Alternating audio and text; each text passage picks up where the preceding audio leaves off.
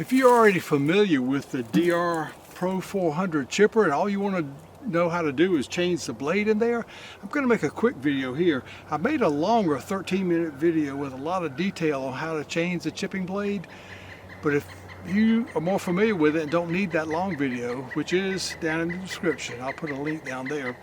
I'm just going to show you a quick way to do that. To buy the blade from DR, the part number is 405241. The blade looks like this. It's a 4-inch blade, comes with 3 bolts and nuts. This is the old blade I took out the other day, but the new blade, of course, is shinier and sharper. The only tools you're going to need are 2 1/2-inch wrenches and a 7/16 inch Allen wrench. To access the blade, we just need to loosen these nuts right here.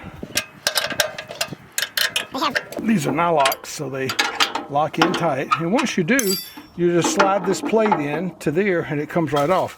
Now the blade is right in here, but to find it, I need to pull the cord enough to see, and there's no battery hooked up to this and the ignition is not on.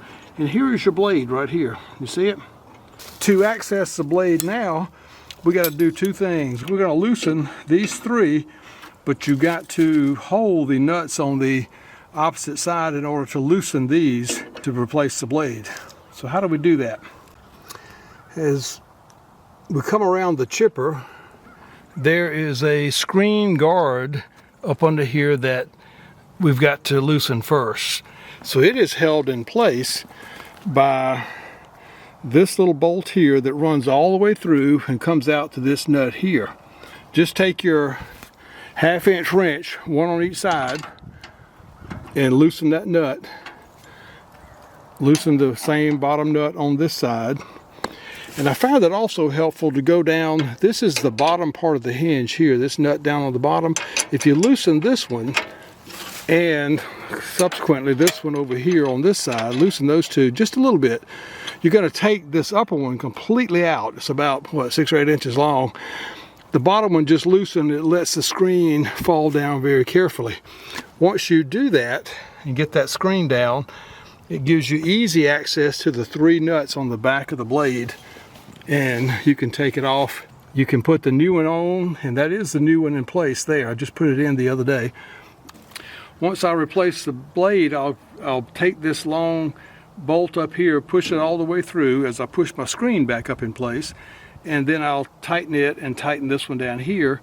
That'll hold the screen in place. Now all we have to do is put our plate back on. I usually will put it on there when I replace it or change the oil or something like that.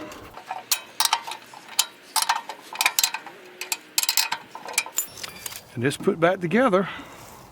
This bolt's in place, this one's tightened, these are tightened, it guards the blade, and you're good to go.